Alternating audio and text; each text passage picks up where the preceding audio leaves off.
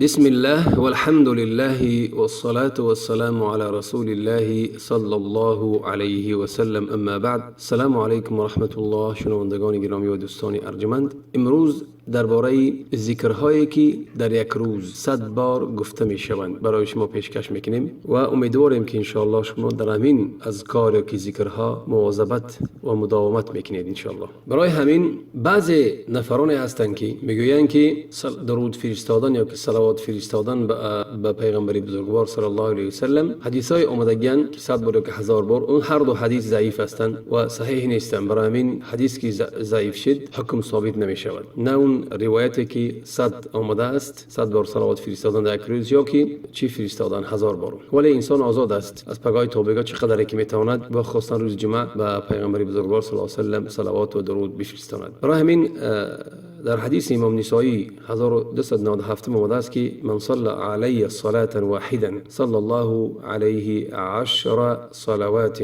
کسی به من یک بار درود میفرستاند الله عز وجل برای او 10 بار درود میفرستاند. صلوات الله برای بندش این چی است؟ این ستایش او است، یعنی آمرزش گناهاش است. صلوات الله به بندش، این معنای درود در اینجا و صلوات در اینجا به معنای مغفرت و به معنای ثنا و ستایش است در نزد ملائکه ها. و در این حالت میگه و حطت عنه 10 خطیئات، و گذاشته می شود، گذار کرده می شود از او 10 تا گناهاش، 10 گناههای صغیرش، و رفعت له 10 درجات، و 10 درجه برداشته می شود. حدیث صحیح در امام نسائی است. این درباره صلوات بود به پیغمبر. باز حدیث امام ترمذی 1457 از ابی بن کعب رضی الله عنه فرمودند که قلت یا رسول الله انی اکثر الصلاة علیک. ابی بن کعب برای پیغمبر صلی الله علیه و سلم گفت که من بسیار به تو درود میفرستانم. فکم اجعل لك من صلاتی، پس از همون دعای خودم، از همون دعایی که میکنم، یعنی که دعای میکنم، پس از همون وقتی که برای دعام خاص میکنم، دعا مثلا ابی بن کعب وقتایی داشته است که خاص میکرد برای دعا کردنش، از همون چقدر وقت گفت من برای تو درود فرستانم. در جواب پیغمبر چی گفت؟ قال ما شئت، چقدری که میخواهی. قال قلت الربع، آیا 4/1 همون وقت من، اون وقتی که دعا میکنم. قال ما شئت فان زدت فهو خیر لك. گفت که پیغمبر در جواب چی گفت؟ گفت که چقدری که میخواهی، اگر که بیشتر گفتی پس بهتر است برای خودت. و ابن کعب گفت که نصف همون وقتی دعا ما، چقدری که میخواهی یا که خواستی، پس اگر که بیشتر گفتی باز برای تو بهتر است. قال ابی بن کعب گفت قلت فالثلثین، ای یعنی که همون از 2 قسمی وقت ما. قال چقدر که خواستی، اگر که باز بیشتر بگویی بهتر است برای خودت. پس در جواب چی گفت؟ گفت همه وقتی که دعا میکنم همشه به تو درود میفرستانم، همشه همون وقت ما برای تو درود میفرستانم. قال اذن تکفى همک، پس در جواب پیغمبر چی گفت؟ پس برای تو بسنده است، همون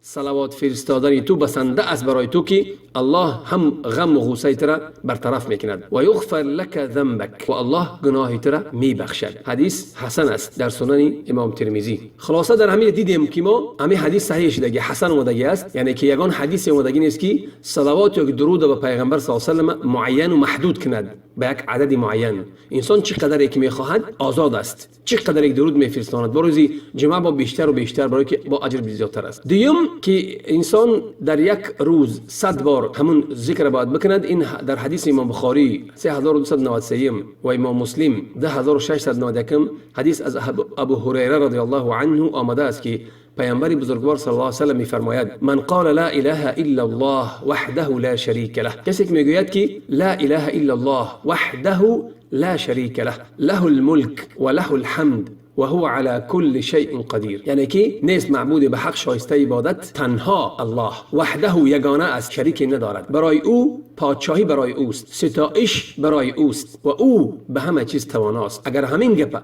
در یک روز 100 بار بگوید پس پاداشش چیست؟ پیغمبر چی میگه؟ یعنی که برابری که 10 کس از غلامی آزاد کرده باشد. همین گپ اگر 100 بار بگد به حساب 100 بار و کتب له 100 حسنه، 100 حسنه ثواب برای او نوشته می شود و برای او 100 تا گناه صغیره پاک کرده می شود، محو کرده می شود. الله از اون گناه می گذرد. و کانت له حرزا من الشیطان یومه ذلك حتى یمسی، و برای او را از شیطان حفظ و حمایه است از جانب الله در همون روز تا آنی که از پگاهی گفته باشد تا بگاه. و یگان کس از همین کار او بهتر نآورده است یا که نگفته است مگر اون نفری که مثل همون مردی که مثل همون به همین عمل کند و از همین چی بیشتر بگوید. پس این بود چی ذکری که در یک روز انسان 100 بارش میگوید، یا که پگاهیش میگوید یا که در یک روز از پگاهی تا بگاه میگوید. نه که انسان پای در پای گفت با اولاتر است برای او. دوم ذکری که 100 بار انسان میگوید او را، این حدیث اومدگی است از ابو هریره رضی الله عنه فرمودند که پیغمبر بزرگوار میگوید دو کلمه که در زبان بسیار سبک هستند، آسان هستند گفتنشون، در ترازو خیلی چی هستند، سنگین هستند، به سوی پروردگار بسیار پسندیده هستند. دوست می‌دارد این کلمه ها را پروردگار. سبحان الله و بحمده، سبحان الله العظیم. سبحان الله پاک است، منزه است الله عز وجل و همه ستایش برای اوست. سبحان الله العظیم پاک است الله بزرگوار. حدیث در امام بخاری است 6682 و امام مسلم 10694. این درباره همین کلمه بود. این نه که انا باز حدیث دیم که پیغمبر صلی الله علیه و آله میگه در اینما از ابی هریره روایت شده است. پیغمبر میگوید که من قال سبحان الله و بحمده، همین قدرش فقط کسی میگه سبحان الله و بحمده در یک روز 100 بار، اگر بگوید 100 بار حطت خطایا، گناهاش صغیرش گذاشته میشوند، پاک کرده میشوند. و این كانت مثل زبد البحر، اگر که برابری چی باشد یا که مثل کف بحر باشد، مثل همون سفیدی که در بالای بحر است کو، مثل همون اگر باشد هم قدری که یعنی کنایه از چی که هر چقدر که زیاد باشد الله چی الله میبخشد، چه قدری باشد. نه که همین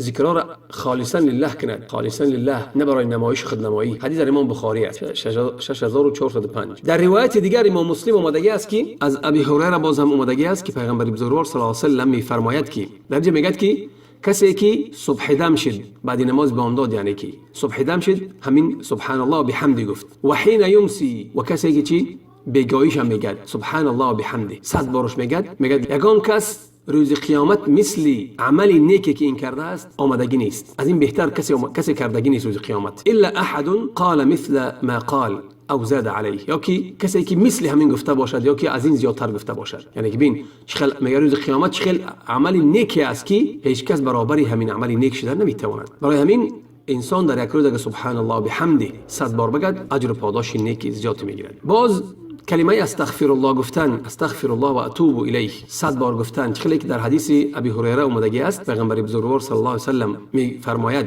والله انی لا استغفر الله و اتوب الیه فی اليوم اکثر من 70 مره. در یک روایت میگه که من از الله طلب آمرزش گناهان میخواهم و به سوی او توبه میکنم در یک روز بیشتر از 70 بار. این در روایت امام چی است؟ امام بخاری است. در روایت دیگر پیغمبر چی صلی الله علیه و آله از ابن یسار المزنی میگوید که پیغمبر بزرگوار صلی الله علیه و آله میفرماید یا ایها الناس، ای مردم، توبوا الی الله، ای به سوی الله توبه کنید، آمرزش گناهان طلب کنید، مغفرت از الله طلب کنید. فانی اتوب الیه، اتوب فی اليوم، من توبه میکنم، آمرزش گناهان میخواهم، استغفر الله میگویم در یک روز 100 بار. در روایت امام مسلم میگم 100 بار میگم. همین ذکرای هستن که وارد شدن که انسان همینا رو در یک روز 100 باری بگوید. خیلی انسان چخیل است که استغفار میگه که استغفرک و اتوب الیک. این یعنی که انسان هم عام میشود هم خاص میشود. گناهایی که کرده است در همون روز همنا رو خاص میگه استغفر الله، یعنی طلب آمرزش میکنم به همین گناهایی کردم همین روز. و عام میگه که